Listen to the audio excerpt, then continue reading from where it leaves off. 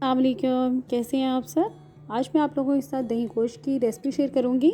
इसके लिए मैंने 1 किलो बीफ का गोश्त ले लिया है। ये मैंने हड्डी के साथ लिया है। मैं नमक और लाल मिर्च एक खाने का चम्मच, और काली मिर्चें और हल्दी आधी चाय की चम्मच, दही 1 कप, तेल आधा कप, और गरम मसाला 1 खाने का चम्मच, लहसुन के 6 से 7 जवे, अदरक 1 इंच का टुकड़ा, टमाटर 2 अदद, आज 2 मीडियम लेके इनके मैंने स्लाइस करके काट लिए। अब हमने इस गोश्त में दही डालना है और 1 खाने का चम्मच जो हमने गरम मसाला लिया था वो हमने डाल देना है, और इसको अच्छी तरह हमने मिक्स करना है। हमने इसको अच्छी तरह मिक्स करने के बाद 2 घंटे के लिए मैरिनेट होने के लिए रख देना है।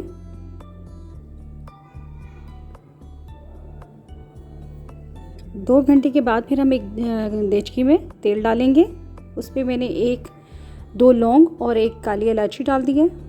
फिर उसमें प्याज डाल देंगे हम। इसको हमने अच्छी तरह फ्राई करना है प्याज को।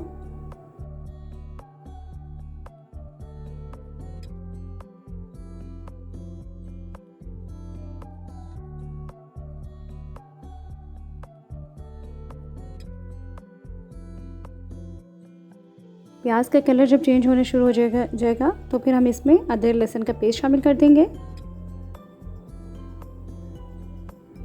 और फिर हमने इसको भी इसके साथ अच्छी तरह भूनना है।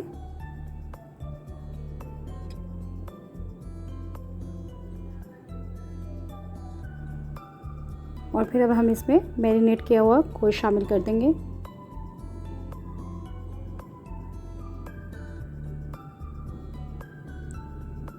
और फिर मसाले इसमें डालेंगे।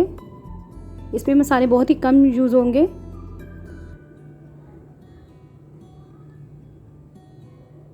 फिर हमने इसको अच्छी तरह मिक्स करना है, और थोड़ा सा हमने इसमें पानी ऐड कर देना है।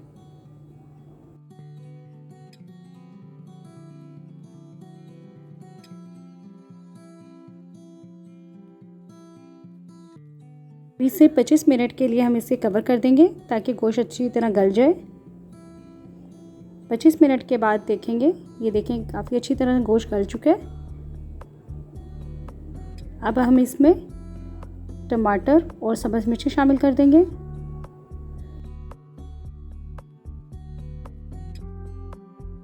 अब हमने इसकी अच्छी तरह भुनाई करनी है ताकि टमाटर बिल्कुल मिक्स हो जाए।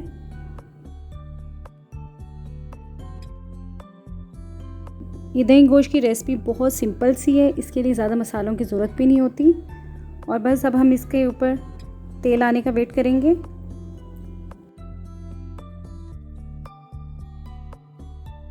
साथ ही हम इसके ऊपर सब्ज़ मिर्चें और अदरक डाल देंगे।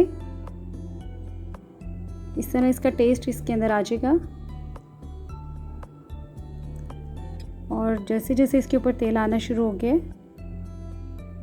अब हम इसको डिश आउट करेंगे। अब हम इसे सर्विंग बाउल में निकाल कर इसके ऊपर गार्निशिंग करेंगे और इसको सलाद के साथ सर्व करेंगे। अगर आपको दही गोश्त की रेसिपी पसंद आई हो तो इस वीडियो को लाइक कीजिएगा और शेयर कीजिएगा। अपनी दुआओं में ज़रूर शामिल रखिएगा। अल्लाह हाफ़िज़।